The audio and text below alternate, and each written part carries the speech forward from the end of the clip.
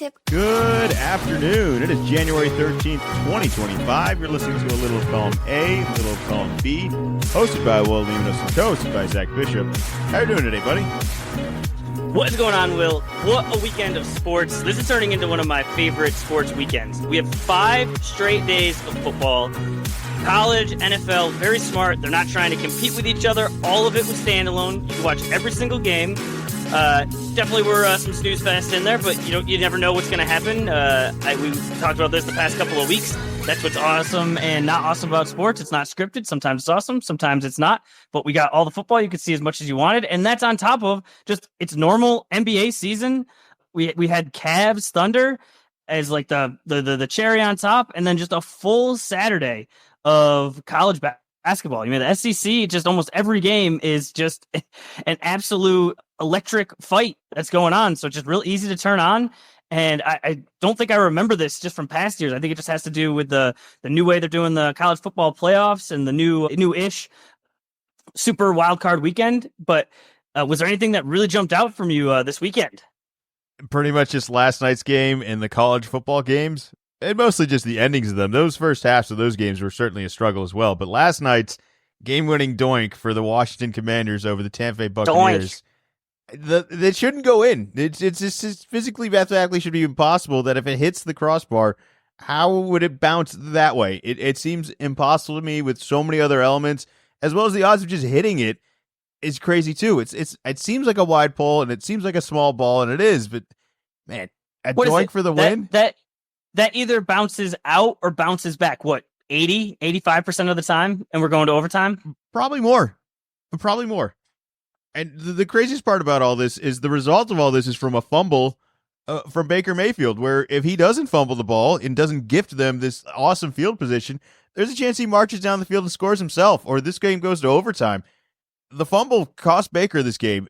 I think there's a million different things Baker did right and awesome this game, but that fumble, I don't know how you fix it, but you just can't have that there. If you do it any other field position, and maybe it doesn't kill you and maybe you don't lose the game.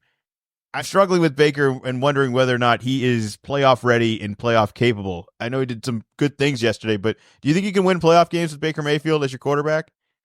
I think you can. I mean, he's coming out of the NFC South, so it's like we talked on our preview at the beginning of the year. It's if not one of, it's the weakest division, so there's always a chance to make it into the playoffs.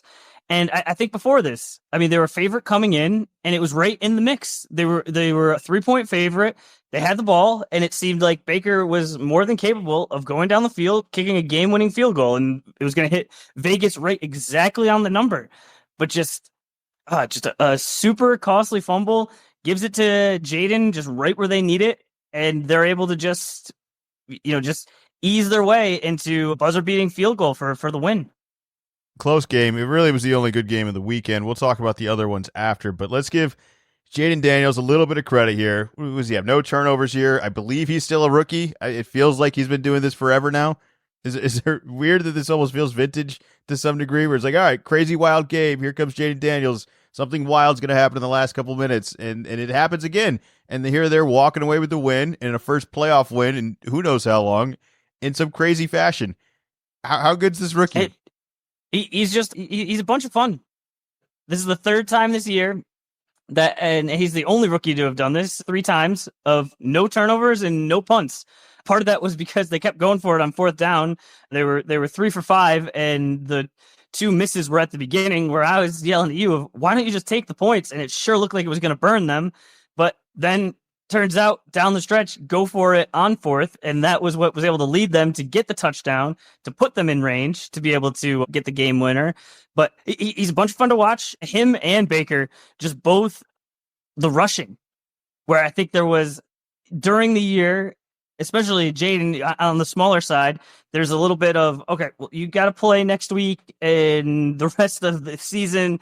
So not too crazy, but now it seemed like if we don't win this, we're not playing next week. So opened up the playbook a little bit more, was a little more on, hey, get in the mix. And I don't know, it made it more fun. Well, it wasn't fun, or maybe it is fun. I don't know. McMillan, are we in or are we out? Because it's a terrible drop and then it's a miracle play. It's a penalty and then a game-winning touchdown. Are you in or are you out on this guy? I think I have to be in because knowing that he can get to those levels, just not all the guys can get to that level. And I'm hoping you're able to coach or you're able to focus and get the bad stuff out where there's some guys that are never able to get to that level. So just knowing that that's the peak, I just think I gotta give him some more rope and let him see if he can run with it. It is only year one. If we're talking about this year 4, even year 3, 5, 8, this has got to go away. And I think it's fixable. I think even some of the games where he doesn't do it, it's like, all right, great player. Awesome guy to have out there. I imagine they'll have Godwin back. I don't know what that happens next year, but is this a team that you think should run this back? Yeah, I liked what I saw out of Baker. Seems like he's well liked. You're having. I liked what I saw out of Bucky Irving this year. He really came on. He seemed to, in a second year, he could really show some things. And then, of course, you have Mike Evans, who's getting a little bit older, had some injuries this year, but when he's out there, I mean, he's still scary. And I just never have a doubt. It's just like, oh no, he's going to be able to, make this happen. And he was able to make it happen last night. It is fun to always see Mike Evans, and it seems like it's a fun team environment. I get a good vibe feel from everybody in Tampa Bay over there, despite not being successful. And I guess as long as they're in that division, which I don't think the NFL is going to make that switch anytime soon, they are alive. I mean, who's the future threat there? And I look at teams that could have had Baker. I think of how many teams could have had Baker. He goes to Carolina. He's a backup over there. Every team could have had Baker.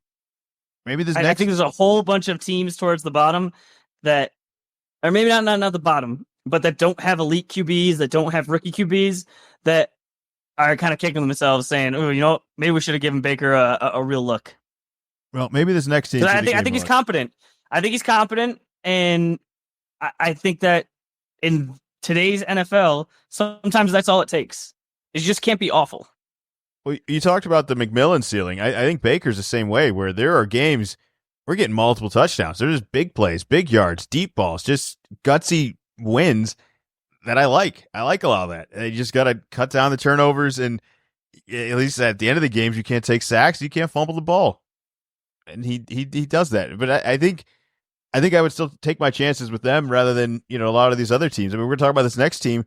The Ravens win 28-14 over the Steelers. The Steelers haven't had offense in 5 games. They've lost their last 5 games. And I doubt they're going to run this out next year, but it is a weird vibe with the Steelers where there was a lot of wins early on. I don't know how they pulled them off. I don't know how they got into the playoffs, but they didn't look. We even mentioned that on the podcast, like midway through the year, of saying, I see the record. I know that they're winning these games, but they're not. If I compare these to the other teams that have these records, I would never take the Steelers. They had 2 quarterbacks this year, which somehow worked. They publicly benched one when the other one was healthy again, which they said was what they were going to do from the start. Like, this never works out, and yet somehow they got here, and I don't feel like they were a Super Bowl contender in any means. They weren't even a contender in this game. It felt like they were lucky to be invited, and I don't know what you do next year. You have a little bit more concern for Tomlin than me, but I think he's safe. I don't know what more you could ask for. I think ultimately this is just not the best roster, and that they're lucky that they even have a coach that can pull this off every year. But this is just what they continue to do. They're just above 500. Tomlin gets them there, and he's been there a long time. But then they get into the playoffs, and they get stomped. They got doubled up, lost by 2 touchdowns, and this was the closest playoff game they've played since, I think it's 2018. This is going to be a long time, and I just don't know. As a Steelers fan, like, are you happy that, all right, cool, yeah, made the playoffs again? But then you go in, and I mean, I mentioned on the podcast last week saying, like, this isn't going to be a game. You go against Lamar and Derrick Henry. Like, there's no way you're going to get stomped. They're a team that overachieves during the regular season, and like you just mentioned, just lost. They haven't won since what, December? I mean, the Patriots have won more recently than them. This is crazy. How much of this is Tomlin, and how much of this is just their quarterback play? I mean, we get 2 this year: Justin Fields, Russell Wilson. You could have mixed opinions about either, though, but the ceiling is what it is. It's not fantastic. It's not what every other team was able to do out of him last year. Denver didn't win many games. Chicago was excited to get rid of him. No, Russell played much better this year. I mean, you have the Broncos just paying for Wilson to go away. But I still think in that last regular season game, he made some boneheaded plays, and he is for sure on the downswing of his career. He's just older. He's had a bunch of success, but I think that if you're the Steelers, if you really want to make it to the next level of actually winning a playoff game, you need to go another level. And I think one of the issues is that they just keep being in the middle. They're not getting higher draft picks, so they're not going to get any sort of stud quarterback. And like, if you're a Steelers fan, are you going to be excited to run this back next year with Russell Wilson as the quarterback and Tomlin as the coach? No, but what if you have Tomlin and everything else and a better quarterback? Like, what if we just upgrade? Isn't every team just hoping to upgrade a quarterback? Every team's hoping that they could just go 8-8. Yeah. It's not like they're able to just go out and say, "Oh, well, we would like a better quarterback." Like that's what everybody wants. Like, who's this better quarterback? I'm not sure. Possibly somebody in Minnesota, based on how tonight goes. If Darnold kind of puts another stinker in there, and they're looking. You think to get Darnold is better than these guys?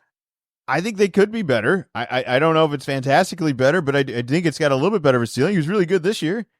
He's better this year than Wilson I think was this year. He had good. This year he had good coaching. It came out of nowhere, and having Justin Jefferson.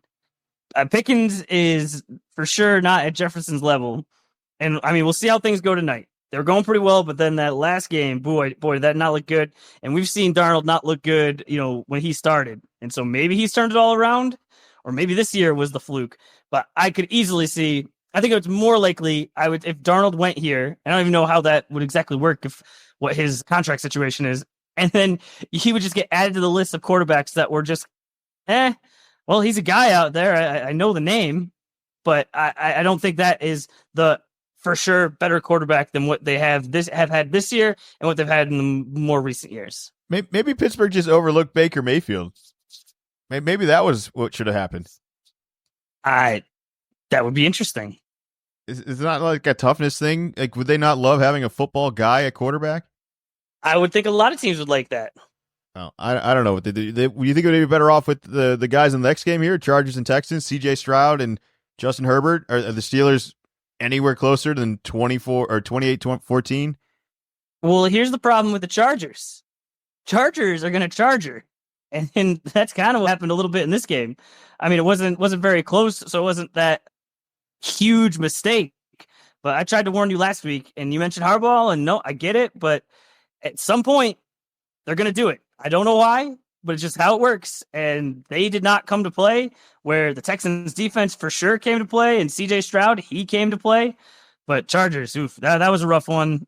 I think that coming into the year, the expectations were not any sort of Super Bowl, or maybe not even to make the playoffs in a first year.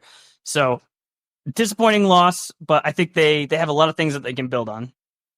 I understand the Chargers charging. It's seasonal. It's been stuck in my head from every last couple of years. But this season was different. We didn't do this sort of stuff the whole year. So like this idea that this is just a pattern, that Herbert's just throwing pick sixes and 3 picks like all the time. What do you have, like 2 interceptions all year? 4 picks. Yeah, how many did he have all year though? He threw more interceptions in this game than he threw the whole regular season. All right, so yeah, this isn't Chargers charging. This is not a pattern. All right, this is just a team that's not as good as the other team. This is prime Chargers charging. That everything was going all right. No, we got under control, and then as soon as the lights were the brightest, and you're in a playoff game, your quarterback throws more interceptions in one game than he threw the whole year. Is that not like the picture in the dictionary? My idea of Chargers charging is almost a game where they were supposed to win. Was there a moment in this game where you felt like they were supposed to win? Or they were in control to win, and they didn't deliver? Because that's charging, in my opinion. Is the games were the ones where they blew it, where they were, all you got to do is not do this one dumb thing, and they always did that one dumb thing. It's sure, multiple dumb things happened this game, but they weren't in control of this game. It's a different flavor. It's a different flavor, same result, but I knew they were in trouble when they had to settle for 2 field goals in the first quarter, and then you're only up 6. So you're up 1 possession and a touchdown, you're already down. And it didn't feel like enough. All right, you want to know? It was like you have the lead, but I don't feel confident in you winning this game. You want to know what real charging is the special teams kicker not knowing the rules and just batting the ball down as if that was going to end the play, and then getting rocked by the defense because the play's live. The extra point is live. You can run this play back, and he had no idea of the rules, and that is Chargers charging. You should be embarrassed. You only need to know your set of rules. You don't need to know anyone else's, but that seemed important. And that seems like one of the ones you'd really want to know. And you still got rocked. Well, we spent all this time talking about the losing teams. You want to talk about King Henry, Lamar, the Ravens, the Texans, CJ here? Are we like this matchup? Very excited. We'll get to the Bills next, but Ravens Bills, very excited for that matchup. I think it was the part of my take guys said on their podcast that this is why you watch these games that are not very exciting, so you get the Lamar versus Josh Allen. That's going to be awesome. I like CJ Stroud. I liked what I saw out of him. I've been saying it all year. I'm not going against Mahomes and the Chiefs. So awesome win for them. But I think that was the last win of their season.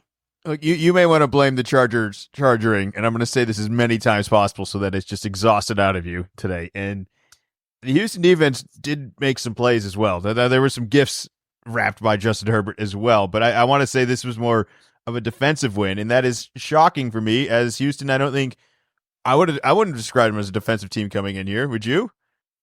No, probably not. But I feel like they've just been struggling on both sides the last quarter of the season. So it just seems like it all kind of falling apart. Well, a good time of year to figure it out is all I'm saying. It'll be interesting if this is going to work at all in the next game. But let's talk about the last two games before we get to our picks here. Eagles versus the Packers, 22-10. The Packers opened the game off basically down 7-0 after they botched the opening kickoff. They just should catch it. They should have the ball. They should be marching down the field. And instead, on the very first kickoff, the guy I kind of fumbles it, kind of recovers it, and then they just say he didn't recover it. I don't really understand the ruling of all that, but either way, just catch the ball, and we don't need to have this discussion. And Hurts starts 6 for 6, and that's kind of like the feeling that the Eagles had the rest of the game here. The results were really not a great game though for either of the sides here. I didn't feel like Hurts was great outside of a Dallas Goedert stiff arm and maybe one or two Saquon runs here. This really was not a great performance, I thought, for Philly, and definitely not for the Packers. Jordan Love, not a great game. Pretty ugly. So someone else said this. He said, Jordan Love, you give Love a bad name because that was a bad game. And I don't know what other way to say it. I mean, sure, the receivers get knocked out in this game, but this just felt like a game where they were lucky to be invited to the playoffs and that they had no chance in this and that they're not playoff bound. Which a couple weeks ago I would have said, hey, sneaky Packers. Didn't seem so sneaky this week, did they? They were not sneaky at all. I think the only thing that made it better for them was that after the Eagles scored quick, their offense just dried up. So even though at halftime the Eagles were only up 10-0, it felt like it was 100-0.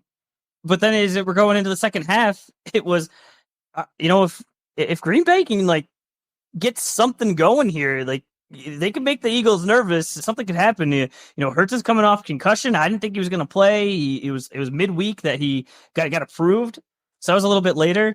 But I think it was really, and I don't know how much I want to blame Love, where, what was it? It was 3 different wide receivers got knocked out of the game. It just, at a certain level, you're bringing guys off the bench that you just don't have the chemistry with and are off the bench, which means they're not as good as the guys that got hurt. It wasn't an impressive Philly game. I mean, if they don't botch the opening kickoff, the Packers here, this is maybe 3-0 at half. I didn't feel like Philly was close to getting a touchdown outside of that possession. And now it's 3-0 going into the second half. It's a different game. Totally different. Yep. But if you're the Packers, I think you still got to run this back next year. I think you got to just hope that if Christian Watson's healthy, if Dobbs doesn't get knocked out, if Reed is there the whole game. Just some terrible injury luck. As well as the timing of them also felt like just such momentum killers where it was like, all right, we made one big play and then the guy gets knocked out. And then there was another play and another guy knocked out. And then it was, he's not going to play before the game. He's out for the year. It's just a lot of things didn't go great. And it's a hard season and it's a lot of weeks to finally get to all this. And it's like whatever you got left. And sometimes this is what it looks like. Speaking of what you got left, next game. Oh, hold on. I got more from this game. Oh, you got more? What else you got? I got more. I got 2 more things. What was up with AJ Brown? reading a book on the sideline in the middle of the game. He's not reading. He's inspiring. He's reading inspiring quotes. He's inspiring. Wait, you just said he was reading inspiring quotes. To his teammates. So was he reading or was he just looking at it? He's reading out loud to his team. He's telling them to focus. He's trying to motivate them. I can't remember the book. I heard it a million times today, too. Something of Excellence. It's become a New York Times bestseller. I imagine it already was before this. That might have been part of the joke, that he was... No. Oh, really? No, it's because it was broadcast to millions of people. I'm glad you brought this up now. I was shocked. The news that came out afterwards where he said, oh, yeah, no, I have the book. I don't necessarily read it after every game. I mean, they won, but one catch, 10 yards. And I get, all right, yep, reading's important. Staying focused is important. But this is in the middle of the game. This isn't at halftime. This isn't later on. And sure, the defense or special teams is out there. It's not your group, but it just seems like the opposite of you're trying to be focused. So you're reading about being focused rather than actually being focused. I just can't imagine. Like my job's obviously totally different, but I have a huge presentation, big meeting. And rather than sitting there preparing for the presentation, listening to what's going on beforehand, I'm just reading a book about being focused. It seems backwards. Does it not seem backwards? I don't want to scale your degree of success here, but I mean, you're not AJ Brown, right? He's AJ Brown. He's gonna. It's not a longer leash sort of thing. It's just that it comes with the quirkiness of it, I suppose. And I don't think it's as big a deal of distracting. Or I'd want AJ Brown to be AJ Brown, and this is part of it.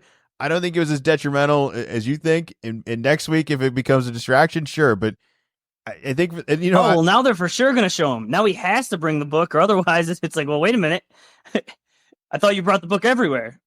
I mean, I would love to know if you could see what pages were folded, if he's actually made it anywhere into it. You know, like I saw some of the pictures of the book, and it's got highlights, it's got notes in the margins, and all of that is fine. And I get trying to be inspired. It's just super odd to have a guy reading a book during a football game. You don't think there's any chance this is authentic in any way? You think this is just kind of a gimmick and a distraction?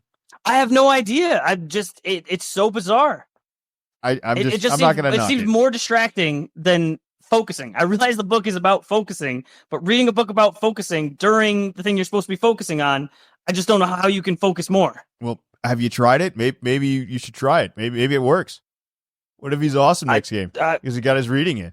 He got a head start for over next week. He just didn't even wait for the game then. Wait, what'd you say? I was reading. I was trying to get focused. Great. That's exactly what I need. Yeah, no, just repeat that last bit real quick. I'm focused now. You're not AJ Brown. I'm all the way locked in. Hey, you're AJ Brown. Don't forget you're AJ Brown. Go out there and be AJ Brown. If you got to have weird things like this on the sideline, take it. All right. It's only going to be a problem when they lose. Okay, we'll see what happens because they are going to lose, and then this is going to be a lot worse. They got the win. He didn't play well. We'll see what happens. But the follow-up to this one's probably a little bit quicker, is fourth quarter, coming down to the end. Eagles are up by 12, so not one score, plenty, everything. Saquon Barkley breaks out, could have scored a touchdown, doesn't go down at the 1, goes down, I think it was they could start at the 50 and went down at, I don't know, the 35, the 30. Are we going too far with this? No. Just run it in. No. Just run it in. No. Score the touchdown. No. Well, it was under a minute left of time. I mean, yes, you're right. You're right. But like, why does he need to try and pull a hammy on the last play? That doesn't even matter. You say trying to pull a hammy. I think running is a normal thing for a running back. I think sliding is more dangerous. He could dive and slide into the end zone a million different ways. He's used to getting hit and pushed into positions that you can't even perform on your own. So sliding under full control, much better than being hit at the goal line 1,000 times by 5 different people. All right, I think this is okay. He wasn't going to get hit. It was a breakaway. There was no one near him. It just seems weird. I totally get it. If it's a 1-point game, or if it was anything where they're losing or it's tied, and this was okay. I'm not going to score because that gives the other team the ball back with a chance they could make it happen. Where all right, no, we can just run it out.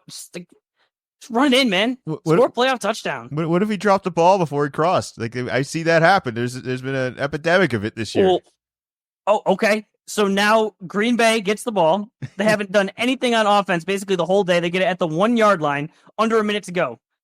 And how miraculously they score. And now how much time's left? 10 seconds? And now they're still down over a field goal. All right, I like it. You want teams to be disrespectful. Run up the score. I want you to run it up. All right, yes, these are professionals. Next year you see us, I want you to remember this. It's not that we lost, it's that we ran up the score. Ran up the score, tackled the guy. I think this is more disrespectful. I think it is too, but I thought that was the point of it. It's like a weird disrespect sort of thing. I'm so good.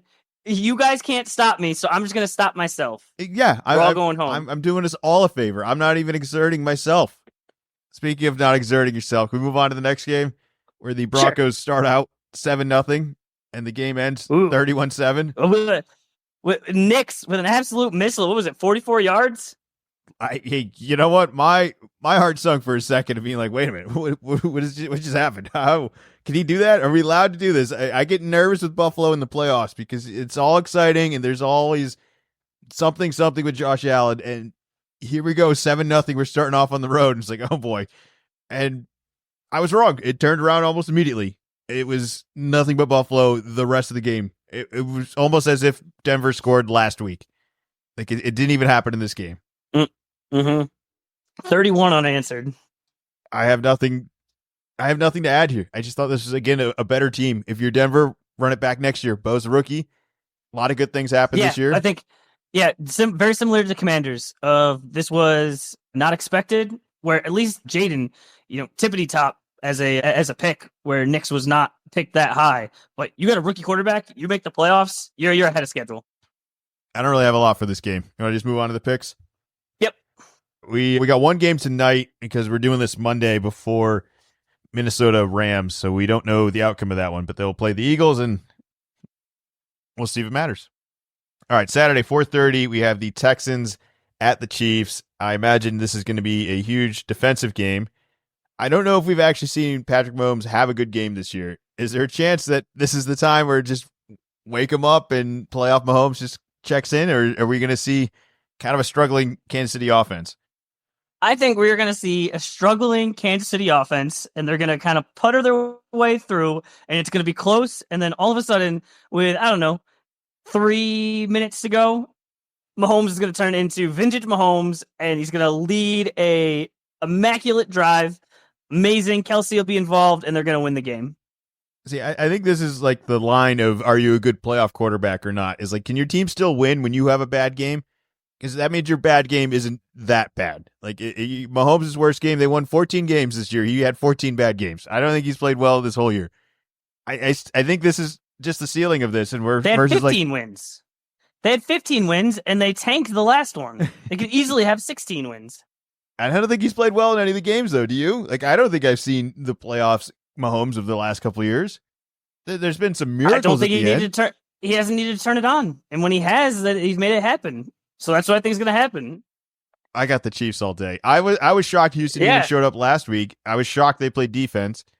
I'm not scared of Houston's offense, and I think the Chiefs have a decent defense too. So this is going to be hard on CJ. That's what they've been relying on all year is their defense and Mahomes to make the magic happen when you need it most.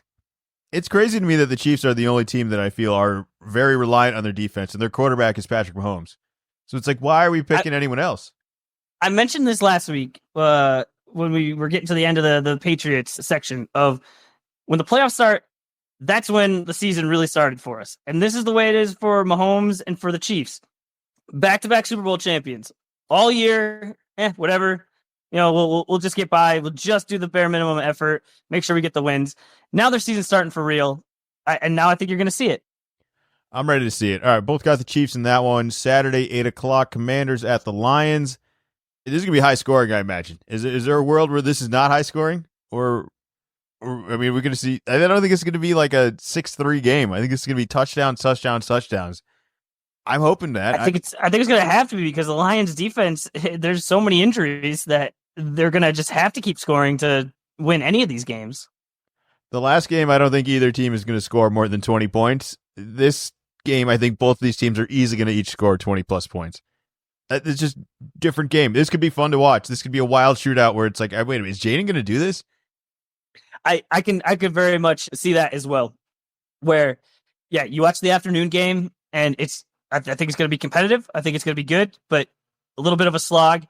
And then it'll be the halftime score of this Commanders-Lions game will be the same as the final for the other one. And just, oh man, are they allowed to do this? This is so many points.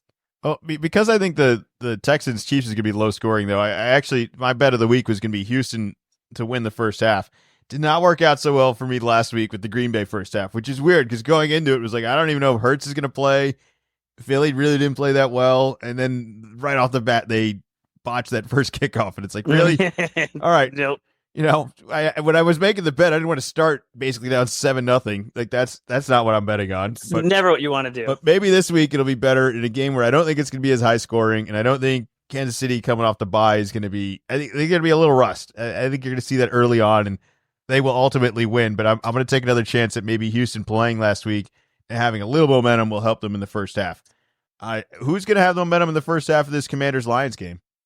What were the odds on that money line? Plus 240 for the first half. Gotcha. Who do you think is going to be up go ahead. I think the Lions. I think the Lions, they've wanted this for a long time. They're at home. I know everything with the defense, but I think that Campbell is going to have the right pregame speech for them, and I think that they're going to get up early and they're going to hold on to the lead. They'll be up at halftime and they'll win. This is why you want the home field advantage. I think the Commanders are a good team. They're certainly a frisky team, and I'm not saying it'll be impossible for them to win this game. But the Lions worked their ass off all year so that they could be at home and so that they could play a team like the Commanders. And I hope they just take care of business here and move on. Although more Jayden playoff games, I wouldn't be mad about that either. But it just feels like I need the Lions to get somewhere farther. This team needs to advance, and hopefully we get that. All right, next game, Sunday, 3 o'clock. We have the Rams or Vikings at the Eagles.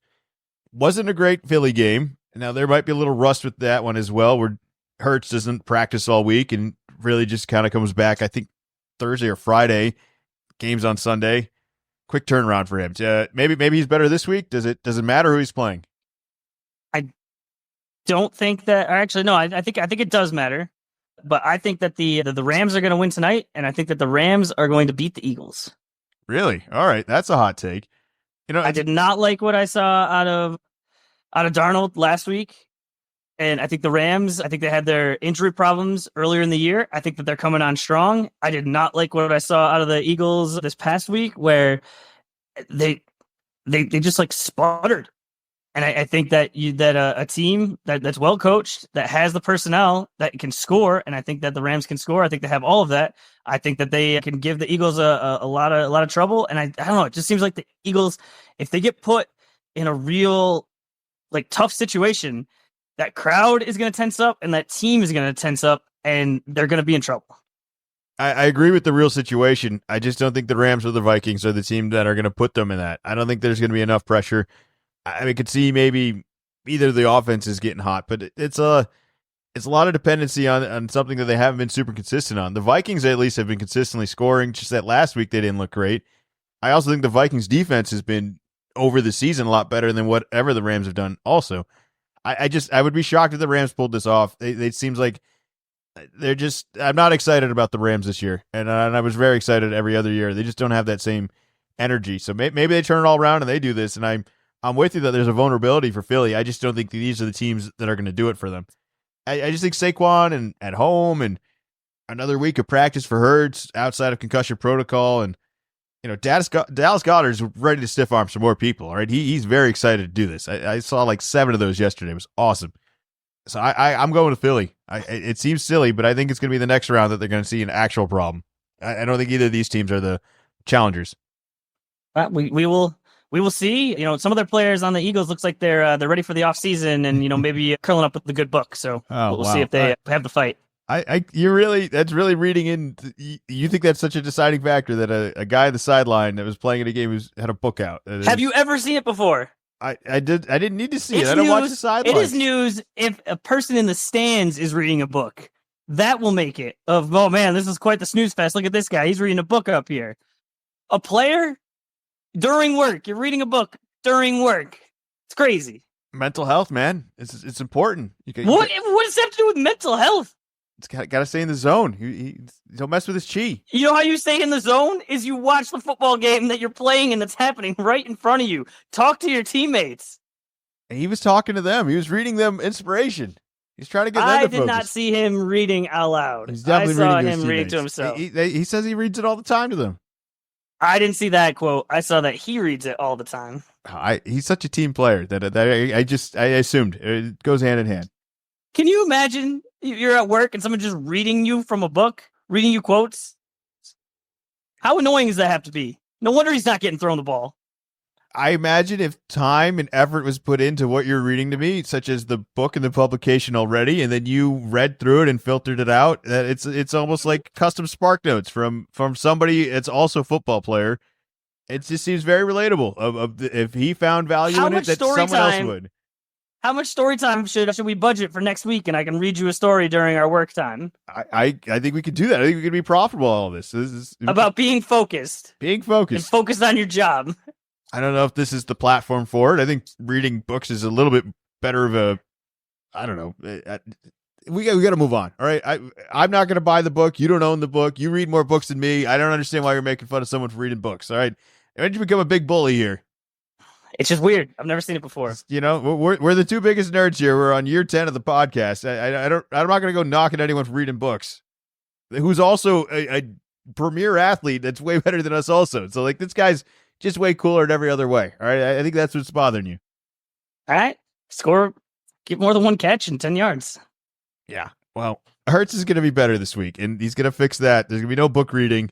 You're going to write the book on how awesome that duo is going to be. Last game, 6:30. Did you notice the times are 3 o'clock at 6:30? Are we just doing Super Bowl times now for playoff games, or did I write that down wrong? No, you're correct on the times. I think that's relatively new. I think for a long time they do maybe like 1:30 and like 5 o'clock, so they've moved it a little bit later. But I do like how in general the Saturday games are later, and then Sunday people got to work on Monday, so you just make them earlier. Yeah, maybe I could ski Sunday again here. That's the real move. Game doesn't start till 3. All right, there you go.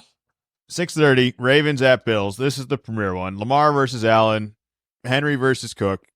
Who you got in this one? Because there's a million reasons to like both of these teams. This is my bet of the week. I'm going with the Ravens. I was able to get them plus 104.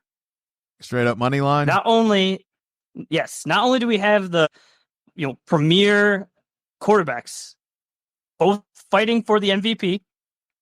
Not sure which way that one's going to go, but like I said, I got the Ravens plus 104. They are now the favorites. So this is like as close to a coin flip of a game as you can get. It's going to be cold. It's outdoors. I think Lamar is going to be ready for that. They're coming from Baltimore. They're not coming from Miami or LA or something. So I think they're going to be prepared for it. And this is going to be just an awesome game. It's funny how the cold almost, I think, benefits the Ravens and Derrick Henry more.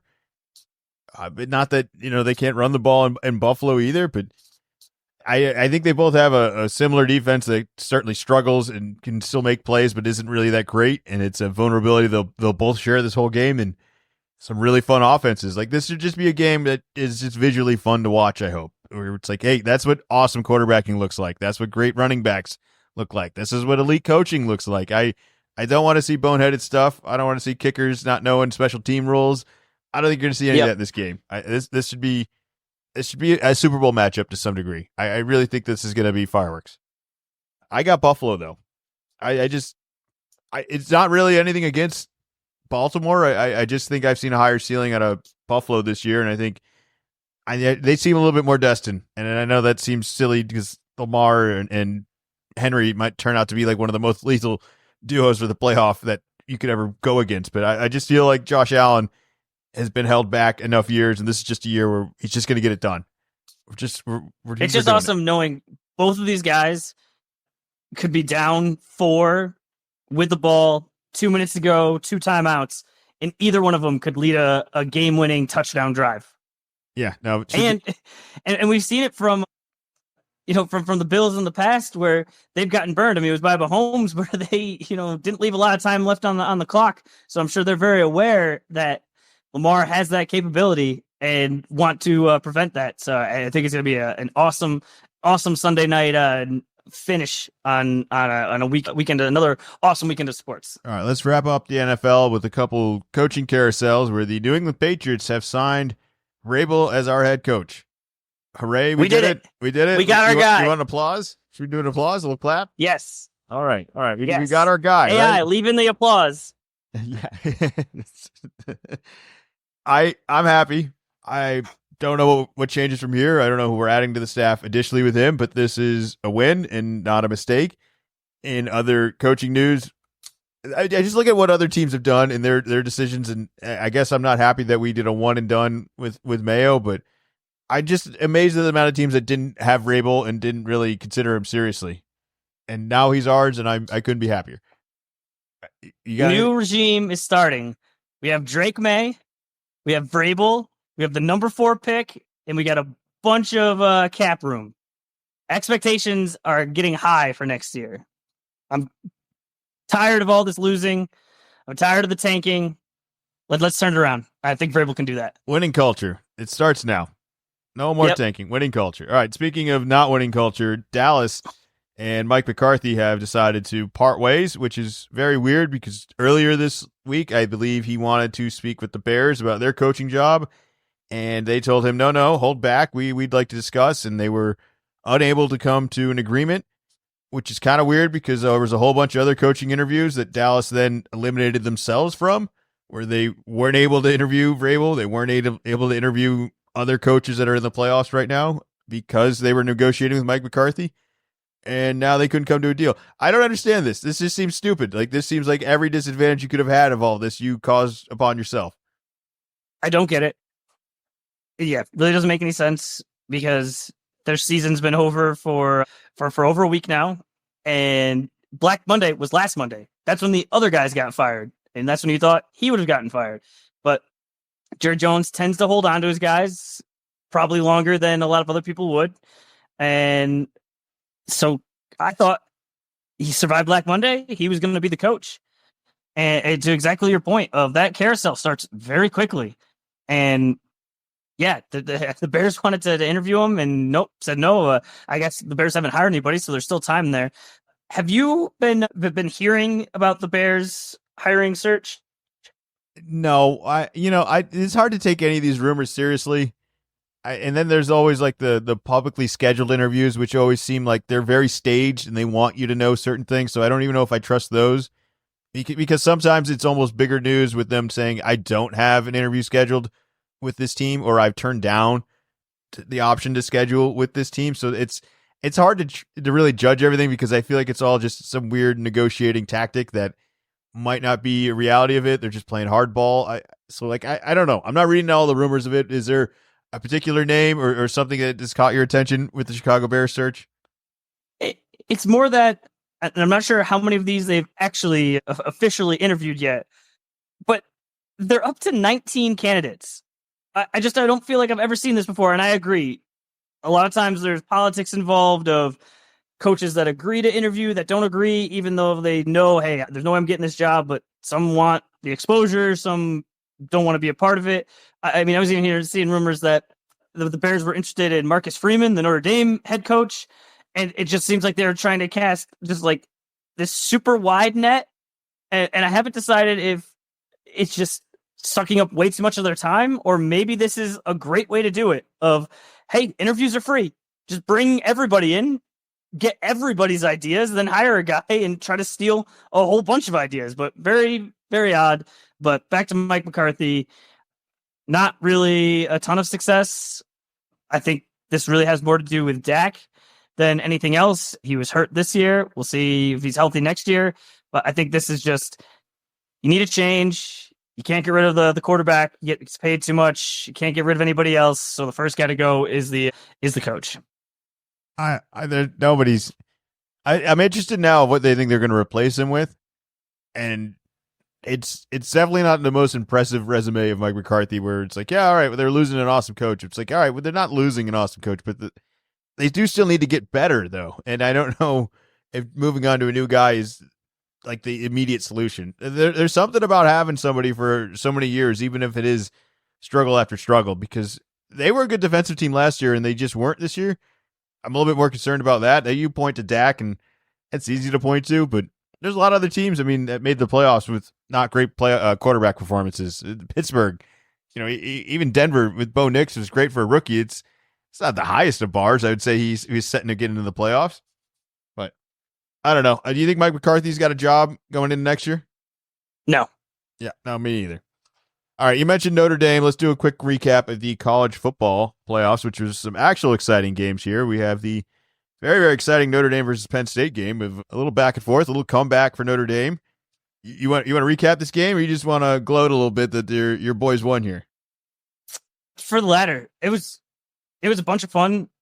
One of those games that you don't get it very often, where multiple times during the game you have that thought of, we're about to go to the national championship. This is awesome. And then it's 6 minutes later to, oh no, we're gonna lose this game. This is the worst. And then just a little while later, we're gonna go. This is really gonna happen. And you're just kind of like floating along, and then you come crashing down to earth.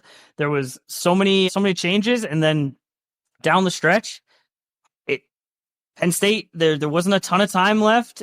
I kind of thought they were gonna play it safe, and we were just going to be headed to overtime, which made me very nervous. And then Drew Allard, just the one thing you can't do, throws an interception, lines it up. Notre Dame had the opportunity of the possession before. They were close.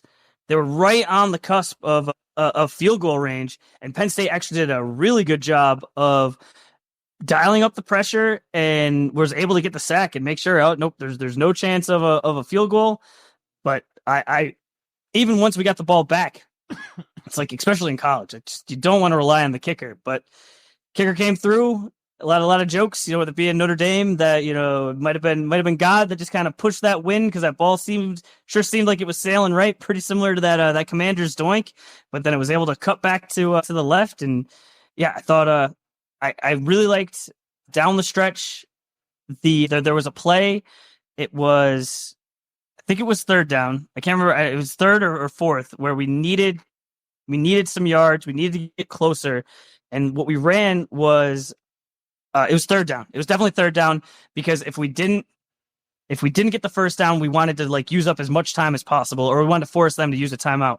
And we had Riley Leonard roll out to the left, and it sure seemed like it was roll out to the left. If someone is wide open, you rocket it to him for the first down. If he is not open, if no one's open, you just slide, take the sack, force them to use their timeout.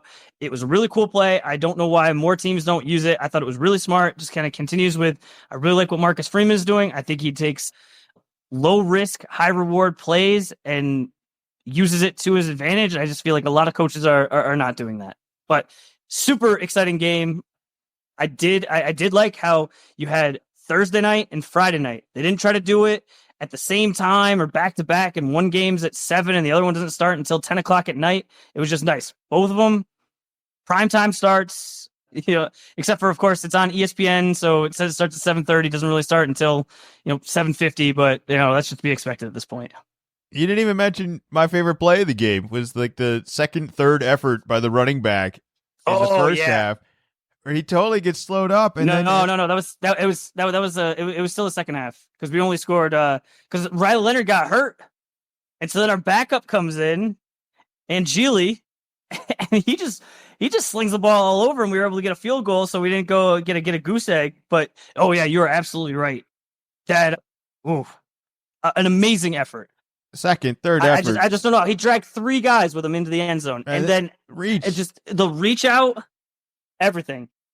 Well, amazing. You like the headline games, and it's great when the game is good. I think the reason they schedule multiple games is sometimes the game is terrible. And the next game, I'm not saying was terrible. It was actually really exciting. It was just, I thought, a real obvious showing of a superior team. Texas had opportunity. So? I thought so. I mean, Texas had opportunities in all this, right? This game ultimately ends with Texas down 21-14 on 4th and goal. That is then a strip sack return for a fumble or for a touchdown. It's just a wild ending where the score, I don't think, really reflects how close it was. But I just felt Ohio State was better. Ohio State was a better team, though. Like I felt that. I don't know what did you think Texas like? What is the boneheaded move that it was like? Oh well, if Texas doesn't do that, they win this game. It's like, well, yeah. So they needed to score on 4th and goal to tie the game. That's as close as you're going to get. It's not a 14-point loss. It's a 7.1 play that you had every chance you could have had, and you just didn't get it done. Yeah, that's what I mean. If you just look at the score, you see, 28-14. I mean, we were even just joking about that with the Packers game. Like, oh, this is an absolute blowout. But if you watch the game, it's like this is coming down to the wire. It's 4th and goal. You're down 7. You're about to tie it up, and then strip sack. The other way. So the game was much closer. And just yeah, as a Texas fan, you have to be just so disappointed because you're in position to tie it up. You mentioned in the Ohio State just being better. I don't know if this is more personnel or coaching of what was it? 22 seconds left. Texas has just scored. All right, at least make it, a game. And then Ohio State throws a screen pass for something like 80 yards. It's like, how do you let that happen? You can't let that happen. Like that stuff's gonna happen. That's why they're Ohio State, and that's probably why they're gonna win next week. I'm curious if you're gonna ride the bandwagon of Notre Dame. I feel like you kind of have to, but this is the Ohio State team I think everyone was scared of this whole year that didn't really come through at certain points, and here they are walking into the championship game. Are you gonna doubt them now? Yes, I saw them lose to Michigan like not that long ago. All right, and Michigan was bad this year. They beat Alabama in the bowl season. That really count. And they really beat this Ohio State team. Like they that was a beatdown. That was a game they just won. Well, no, I mean not really. I mean Michigan beat them 13-10. It was just I think they were a 20-something point favorite, so it has more to do with that. All right. Well, I got Ohio State. You got Notre Dame. Should be an exciting game. Do you think Notre Dame covers? I think we're going to get a close game. I don't think it'll be a blowout. It opened Ohio State 9.5, and now it's down to 7.5. I just think the more I've watched of these college football games, and especially seeing the Final Four last week, the NFL size of guys, you can see that the teams that have the depth at that and the teams that don't. And I'm not saying Notre Dame doesn't have it. It just feels like Ohio State just has a way bigger roster than anyone else. And like just physically bigger. And that is going to be a difference in a game that's probably going to be real physical. All right, enough college football. I just like that Notre Dame has started off a little bit slow in these past 2 games. It's been low scoring in the first half, and it hasn't snowballed. It hasn't led to more mistakes. There's just been a toughness. Like I said, I really like what the coach is doing. And if we are really this Cinderella story and almost a double-digit underdog, I just think that Freeman is going to come in. He's going to say the right things, and he's going to treat it that way. And maybe it'll be trick plays. It'll be something just knowing, hey, we need everything to go our way, and we're going to need like a little bit of help, and we'll at least do it that way. And it won't be just, all right, we're going to play conservative and just hope this works out for us, knowing like, hey, we got to take some big swings. It'll be interesting because I do think you have a better coach in this situation. I think the last game, just a perfect example. I liked you guys played really good playoff football. It's you're in control. You had longer possessions. I just thought it was stereotypical, really good playoff football of just valuing the ball and valuing your possessions. If Ohio State makes mistakes and you don't make mistakes, you could absolutely capitalize off of that and maybe not have to be as reliant on the big play thing. The problem is if you're not able to stop the big play from Ohio State where this random screen pass just turns into an 80-yard touchdown, you're going to have to come up with a way to keep up with that. And that's maybe where the trick play comes in. Tough. But the discipline of your team, if you can just play discipline and they make a mistake, especially early, you don't need any trick plays. I think you can win this just like straight Belichick disciplined. Like just play good defense, hold on to the ball, run a lot of clock, and you can. I hope you're right. All right, let's move on. College basketball. We got some games we got to watch. We got an injury to talk about. Do we want to talk about 5th-year eligibility? Do we like that? Is that bad? What do you want to get into here? We can talk about the 5th-year eligibility. It's been pretty standard with COVID that there was an extra year granted to all the college athletes, and now there's questions. Hey, should rather than it being 4 years of eligibility, should there's just standard be 5? And my response to that was, I think in our lifetimes that college will compete with the pros. And so it will no longer be any sort of limit on years of eligibility, because I think they'll be directly competing. I think that the college brands are really good. I think that there's a bunch of them that are much bigger than the professional brands. And I think that at some point they're going to take a swing, and this is the way that they do it. I think you just like the marching band. It's really only the difference I see at this point, and it drives me nuts. I can't stand it. I used to like it. I'm impressed by it. You can have your little drumline sort of thing, and it's cool for the halftime show, but I'm exhausted by the time I'm done watching college anything. The football games, it's just the whole game.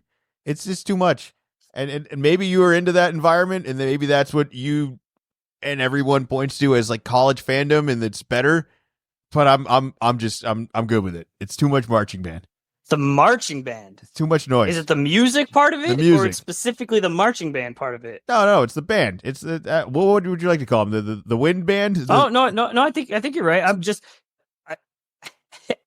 Have you watched an NBA game in the past 10 years? I mean, it's basically a concert with a basketball game going on. I enjoy the concert more. All right, if there's at least a variety. Okay, so you want modern music. You just don't want the woodwind section and the strings and. You know what's funny though is they still do modern cello. music through the band, and they actually do a very, very good job. I'm not even knocking that they sound bad. They're very good. These are really good schools. It's probably really hard to get onto these teams and this band thing, but like it's just exhausting to me. It's just a lot of noise. It has never been an issue for me. I had no idea. I've never even really noticed it. Well, I try to find the differences between these things, because everyone's like, oh, the college environment is so much better. The fans are so much better. They care so much more. And it's like all I hear is just loud nonsense in the marching band. That's the only difference I hear. It's still good. Interesting. I don't think. This is a unique commentary. I've never heard of anybody not liking the marching band. I can't be the only one. There's no way. I can't be the only one. I do agree with you that I do think they're going to grant this 5th year of eligibility, just because I think it's going to improve the quality. Like how does it get worse now that the players have a little bit more freedom to move around? Nobody's trapped anywhere, whether a coach leaves or a program blows up or who knows what. You're able to get paid. You're able to get paid, and you can get paid for more years. And if you're not really that NBA prospect where you would end up playing overseas, you could stay another year here and do this one more time. I see no reason why they shouldn't do this. I don't know if they're going as wild as you think of just not really putting a limit on this. I do think that is part of what's exciting, is that this isn't forever too, is that there is a limitation to this. Making it purely unlimited, I don't know what it turns into. Does it turn into 30-year-olds from the YMCA just running college basketball? Like, is that? No, it turns into, it is a direct competition that you decide, are you going to go to the NBA or are you going to stay in college? Maybe. And yes, you're saying, you're kind of jokingly saying 30-year-old guys from the YMCA. I'm saying, no, you'll have a 30-year-old that said, I can make more money playing at Arizona than I can getting drafted and playing in the NBA. And if I'm in college, I get to make all the decisions. If I want to transfer, I can transfer. If I go to the NBA, I'm under contract and I have to play by their rules. I wonder if we could get back all the coaches that left over the last couple of years if this opens up and suddenly Coach K is like, I can coach adults now? Yeah, all right, I'm done with college kids. Boeheim, I'm done with kids. I don't think I coach adults now? I don't think that's the reason that they left. That's NIL. I don't think that's the reason they left. I think it had to do with getting paid and recruiting and figuring that part out. So I don't think that would change it. Well, you went from a coach recruiting to an accountant recruiting now, where it's all right, not only are you going to come here for the system, there's a salary. There's a salary cap. But we can offer you. Okay, we have this much money. Where does this go? Yeah, that's a very different job. That's a very different conversation. Money complicates everything. A lot of the guys sure does. Coaching. I'm paid to coach. I shouldn't be contract negotiating if I'm recruiting, but that's what it is now. Yeah. Yep. It's just be mind blowing that Belichick is doing this, right? To quote Don Draper, that's what the money is for. Yeah. All right. Well, what do we got to look out for this week? What money are we going to put on some basketball games this week? What should we watch? All right. This week, got some more big SEC matchups. We start off on Tuesday. Texas A&M going to Kentucky. Haven't figured out Kentucky yet. They beat Florida 107-100 last Saturday. Then they lose at Georgia. I don't know why Georgia didn't storm. I was pretty surprised by that. Then going against Mississippi State, thought, if you couldn't beat Georgia, but we're able to get a big win there. Well, hold on. What did Florida do in that meantime, too? They destroyed Tennessee, all right, number one team in the country, and absolutely dismantled them. They lost to Kentucky, and then so Kentucky losing to Florida in like a crazy blowout or a shootout. Not shocking that this is a 100+ crazy game. Shootout, yeah. And then like days later, Florida just destroys Tennessee. So it's like this Kentucky thing is like, well, where are we in this thing? Because like they were definitely in a game with Florida, and then Florida destroys Tennessee, who was number one at the time. So, you mock this thing. It's just a messy SEC where all these schools are vulnerable. Well, no, every night. They get beat by double digits at Georgia. I'm trying to figure it out. It seems like different teams show up on different days. I'm not concerned about it. This is going to be a tough matchup. The Georgia one is certainly a fluke, but like ultimately, there's a good matchup every night. That's the thing with the SEC. It's whether you win or lose. If you go to like take a breath and go, all right, cool, all right. So who do we have the next game? You look it up. You're like, you gotta be kidding me. We have to play this ranked team now. We have to play this team that's not ranked, but is just still really good at their place. Yeah. So that's gonna be Tuesday. On Wednesday, Kansas at Iowa State. With the Tennessee lost, Iowa State moved up a spot. Then on Saturday, a few good games on Saturday. Starting at noon, again, Kentucky. Alabama at Kentucky. How many points are going to be scored in this game? 200 each. That is going to be on fire. Yeah, if you like points, throw this game on. So that's at noon. At 3 o'clock, we have Purdue at Oregon. Then at 5, Iowa State at West Virginia. And then on Sunday. Maybe this is why you can't go skiing. Illinois at Michigan State. It's a big battle. Big Ten is not getting SEC credit, but it is kind of no messing around. It's just as competitive. It might be the same level of talent, but I think every night in the Big Ten, you're facing somebody that's like, fuck, we got to face them. That's our next game. We just got through blank. So it's not quite the ceiling of the SEC. I'm not saying that we're really going to be a 1 seed or anything like that, but I do think this is a big game here. This could really decide, which teams are going to be real in the Big Ten. So it's a big one. I don't love our odds. I actually kind of really like Illinois. I don't love Michigan State this year. I know it's oddly our most successful season so far, but we're so streaky. We're really hard offense to watch in Michigan State, and that just hasn't fixed over the last couple of years. And I just think we have a massive vulnerability that Illinois is way steadier offensively. They got, what's his name? They got good guard play that can score. So we'll see. I'm still going to be supporting it. I mean, we're 12th right now. I don't know if that's perfect either. KenPom generally always loves us because we just stay in games. Got Izzo. Yeah, but they like Illinois too. They're I think it's a very similar. I think we play hard. I don't know what to say. All right, that helps.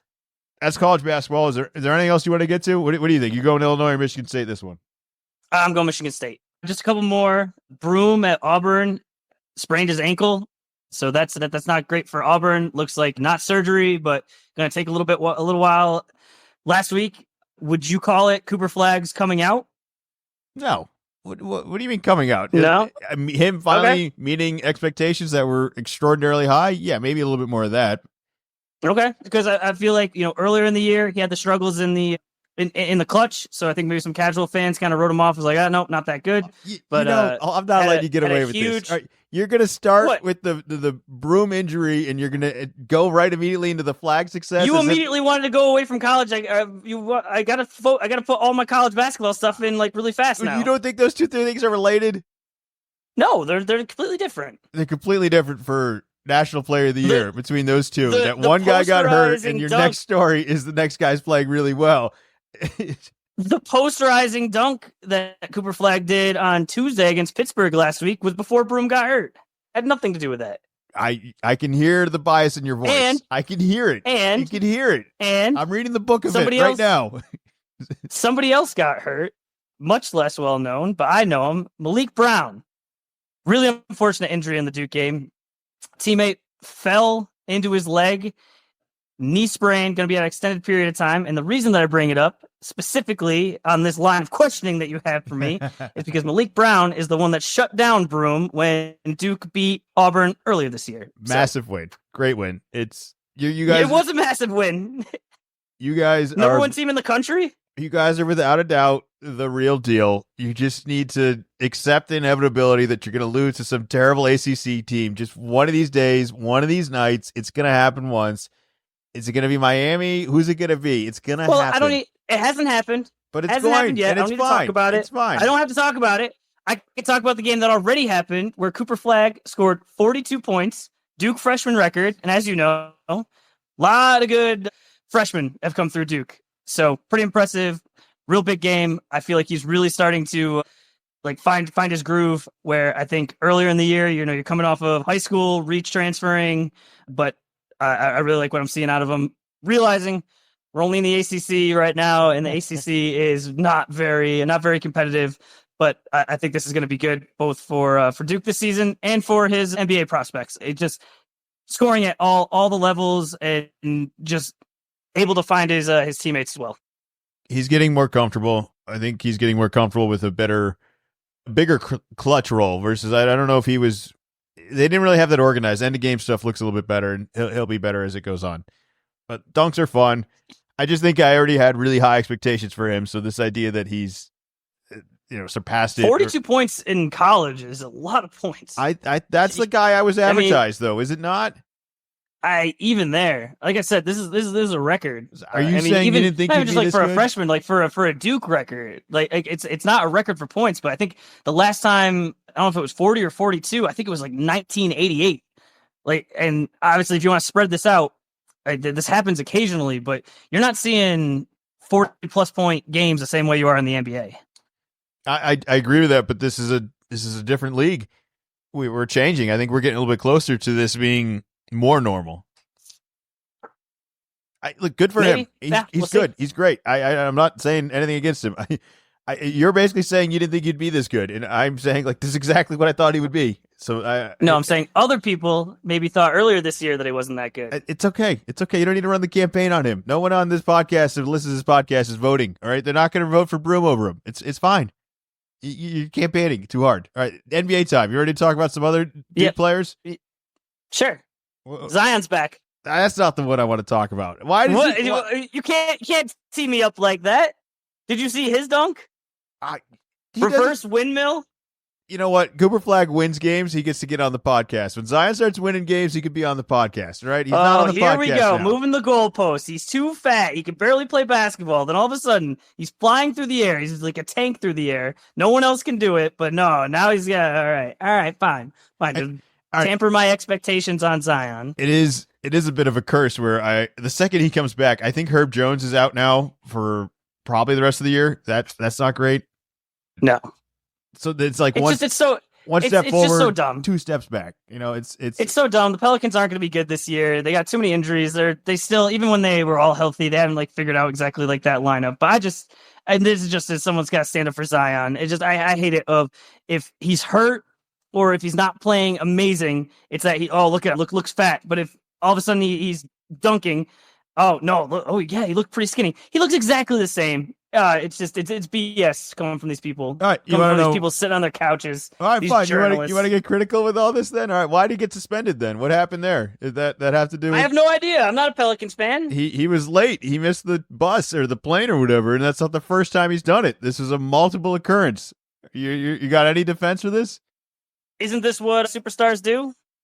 Isn't this what Embiid got in trouble for earlier this year? And he got suspended too, didn't he? Maybe. I don't know. He's hurt. I can't keep up if Embiid is hurt or suspended. He's got a lot of things going on. Zion's the same thing. At least Embiid's played in some playoff games. He might have disappointed you, but when was the last time Zion was in the playoffs? Well, Zion's a lot younger than Embiid. Oh, all right, yeah, sure. We'll get there. You're right. He's got plenty more years. What Duke player did you want to talk about in the NBA? I want to talk about Tatum. I thought he got some trash talking for some irrelevant old NBA players that weren't even relevant. Yeah, what in the world was that? I'm shocked at the traction of that game. I don't even want to say his name. And no, because it's like, what are we doing here? What's funny is I actually always viewed the player that said this stuff as a bit of a trailblazer prior to NIL money of a guy looking for a way to get paid for his college era age, and he found a way. He went overseas and got paid. That wasn't an option here, and I always thought that was a cool thing he did. And everything kind of changed over time over here. But basically, he wouldn't have made that decision in today's era. He would have just stayed for the NIL. But Yeah, I don't think so. I always remember him with that, and I actually didn't think he was that bad of a player. I don't know. We don't need. He's not Jason Tatum though, and he's definitely not like a voice that I think you should be. Yeah, this came out of nowhere, and it was like this was clearly just I'm going to say something crazy, so my name gets out there, and people can know. Oh, I got a podcast or whatever he's doing. How do people not read through that now? Yeah, that didn't even. It was one of the times where normally I get all passionate about this stuff. That just brushed right off me. It's just like yeah, whatever. Okay, maybe if we put some effort in against the Kings, I was way more concerned about that. Well, the Kings are heating up a little bit ever since they fired their coach. Man, it's been a turnaround. It's been a surprise. Yeah, I think it had more to do with the Celtics' lack of effort than that. But yeah, in general, they've been playing well recently. Well, what Celtics struggles do you hit first? Because the closing of last night's game, where it was a victory, and yet I left it being like, what a bunch of losers. Like this, the closeout of this game where there's a 5-second violation. There's a inbound that tips off our fingertips and goes out of bounds. That's like, guys, we have the ball. We're in control here. Like we're not up against the gun. We just need to get the ball in and make some free throws, and we could walk out of this game home free. But instead, we like mess everything up to the last second and make it as hard as possible. I don't like that sort of end of game stuff. I don't like that Missoula is allowing that stuff. I didn't mind losing to teams that were maybe playing harder than us and just knowing that we can maybe turn that around. But this sort of turnovers are just lazy. Like these are inexcusable. These are unforced by anyone else. They're entirely in our control, and those are the ones that worry me the most out of any of the struggles we've had. It's just like carelessness. Should I be concerned about this team, or is Maz losing it a little bit? What? How do we get back in the focus? Do we need to read some more books? I think we're just bored. I think we won the championship. We're not all the way focused. Our 3-point rate and percentage has gone down from where it was in November, where we just had a huge advantage. And I think that teams are just queuing in on, all right, Celtics are going to take a bunch of threes, so we have to prevent that. So I think we just kind of have to adjust to their adjustments. But I think it just has much more to do with it's January. Like, can we just fast forward? Like, come on, fine. Cavs are really good this year. We'll be the 2 seed, but just get us to the playoffs when this stuff really matters. It's frustrating as a fan to see it because it's like last year, it just felt like there were very few lulls in the season. But then you look at the record where we've been playing basically like 500 ball. It feels like forever, but we're 28-11. Like we're just under a 60 win pace. Which is like, if you win 60 games in a year, like that's a good year, even for us. Like, all right, no, that's good. So I'm trying not to get too bent out of shape about it. Yeah, that game last night, at home against the Pelicans, like a 12-point favorite. You hope you can come out and just be having the bench guys in at the end and just. It was like high school. It was like high school mistakes down the end there. It's like what are we doing, guys? Come on, be for real. We got a full lineup. There's no more Owl. Porzingis is out, or this guy's resting. It's like, no, we have a full lineup. We should be kind of taking it to these teams. I think we will. Run through the tape. I just do that. I don't. You want to take nights off. You want to have bad shooting nights. That's fine. But in a game where you've already worked your ass off 47 minutes, just run through the tape. Just get through us. Just get through this. The Cavs lost. I don't know. That's a big deal. They're 9-1 in their last 10. Speaking of, you mentioned the Kings being hot on the east side. The Pacers also 6-game winning streak, and they're the ones that beat the Cavs. It's like, oh, where are the Pacers coming from? Because if I'm not mistaken, Halliburton is hurt right now. Yeah, that's gonna be a weird one. I'm not saying Halliburton's not gonna recover and ever get back to where he was last year, but this team's just better without him right now. And maybe it's not just right now. He's been having some struggles this year, even before he got kind of banged up. I don't think it's over for him. I just don't think he's what this team needs, and they have a lot of what they already need, and that's what you're seeing right now. Speaking of another Duke guy that came back, Paolo's back for Orlando. They're only half game back. They're in the 4th seed still, so like they didn't even fall that far. I thought that was going to really be like a big holdup for them. Oh, definitely cool. Yeah, like having Paolo back. That magic in general, where they've just somehow just kind of stayed afloat.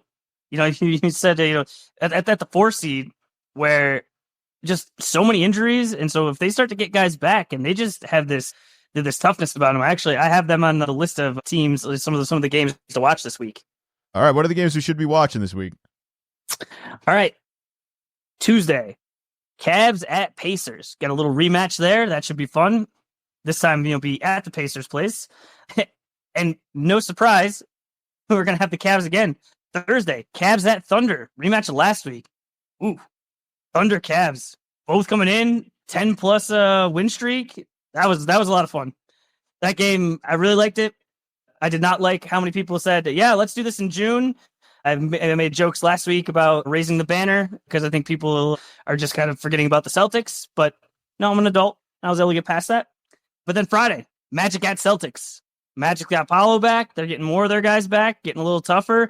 And the Magic always, they're just nails. There's nails against us. And right now, if we show up like we did against the Kings, they're going to run us off our own court. It's going to be embarrassing. So I hope we know, and maybe this will be just a little bit of the, I don't know, the spark that kind of gets us going of, even the Magic kind of smacks us in the mouth a little bit, just saying, hey, you know what? No, you're still a little brother in here. Like, no. We're the champs. No messing around. And then on Sunday, hopefully this game happens. Lakers Clippers.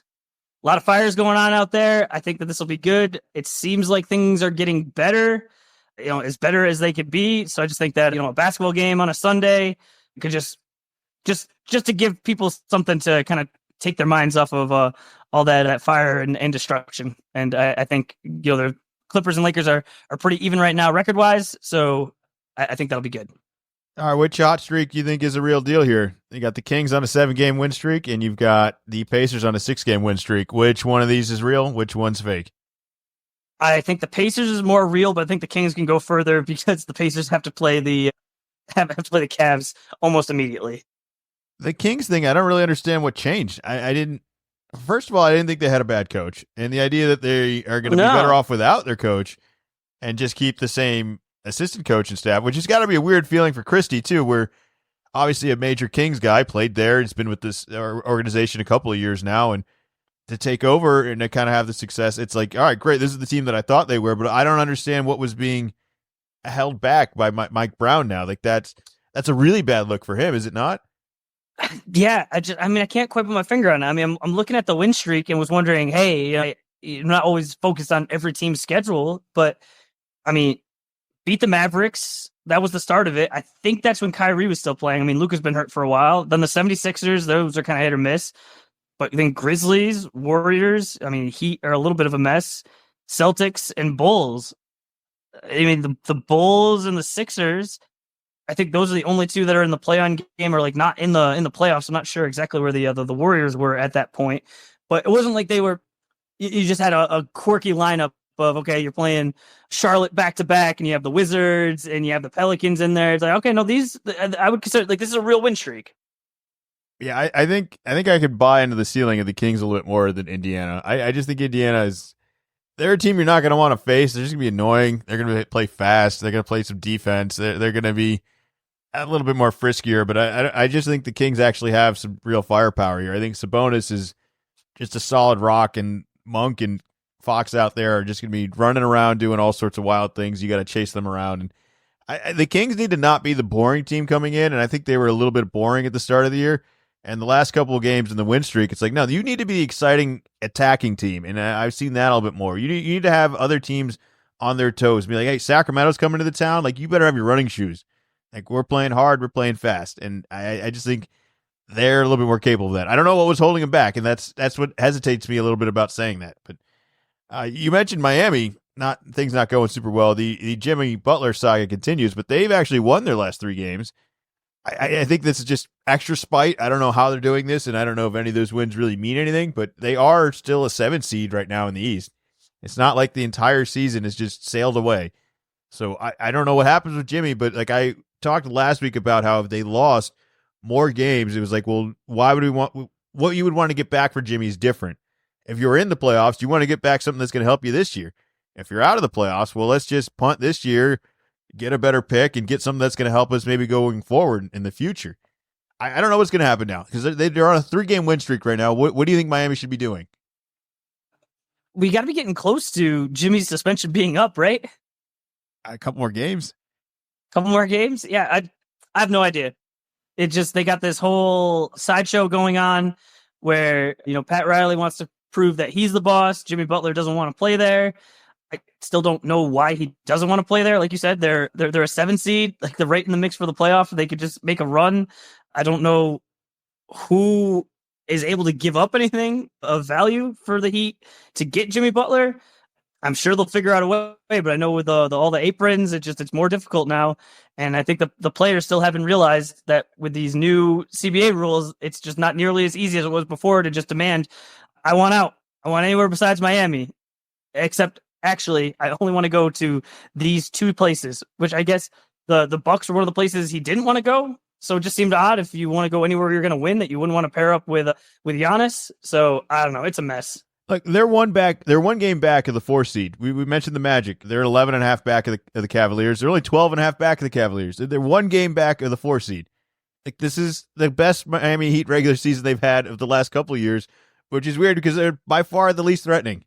And some of those other years, it felt like they were just crawled in and somehow found a way to advance through a couple of rounds. And it just seems like they could easily try to run that formula back this year, and there's no reason not to. And yet they're finding every reason to throw it out. I also would like to point out, remember when they were trying to trade for Damian Lillard and they were like, no, you should really let Dame go because, it's the right thing. He hung out there for the longest time. You should really, yes. Player empowerment. Do you not remember that? Did that not happen? It was like it was assumed that Lillard was going to go there. And now here we are with the Miami Heat being like, well, Jimmy's been here. He's done a whole lot. You get some finals appearances and nope, sticking to a contract. Pat Riley doesn't play games versus encouraging other teams to play games and then saying you won't even play the game yourself. That's not the culture you want out there. All right. That's just bad. That's not good business. That's just trying to pull one over on everyone. And I think we're all seeing it now. And this is what it looks like when you try to be the smartest guy in the room so many years in a row and you just aren't able to pull it off. This is what it looks like. So I don't know how this ends. Do you think Jimmy's going to play again in a Miami Heat jersey? No. I think he's going to have to. You can't force him to play. I think they're going to have an easier time trading him if he does play, though. Although they continue to see it, they're just going to suspend him again if he mails it in. So that would be the interesting thing. If he comes back a game, does more of the same stuff, and they suspend him. Did you see Pat Riley submitted a 10-page essay on why they suspended him, giving bullet points on reasons what he failed to do and why his contract promises him this, and 10 pages. Did it need to be 10 pages? It seemed pretty obvious when it said conduct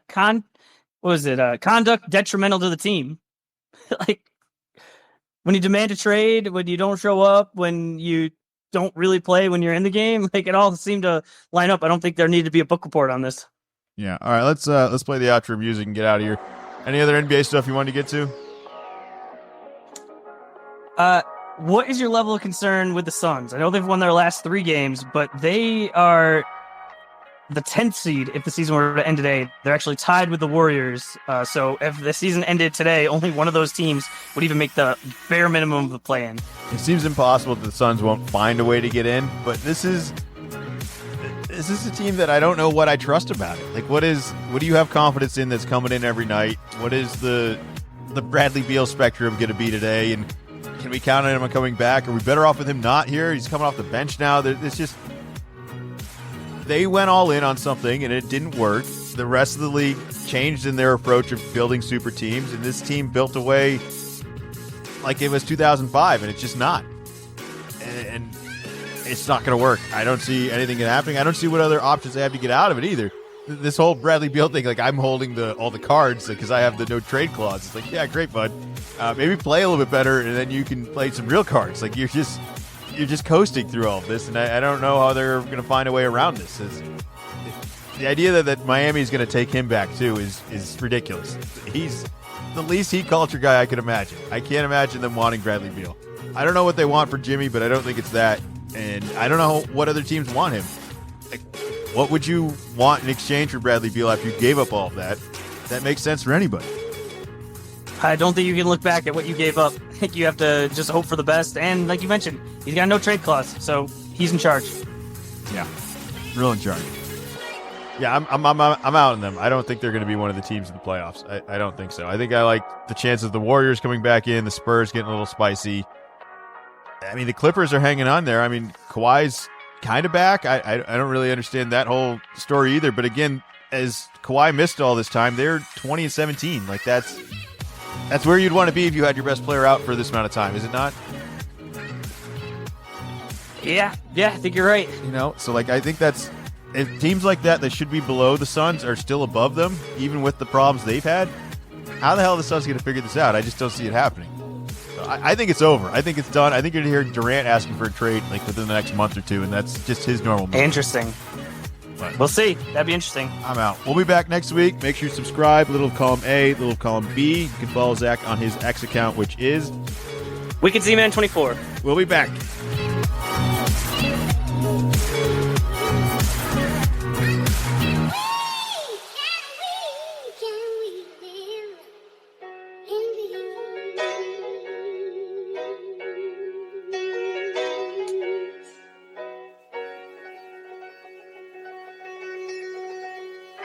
Little column A, little column B.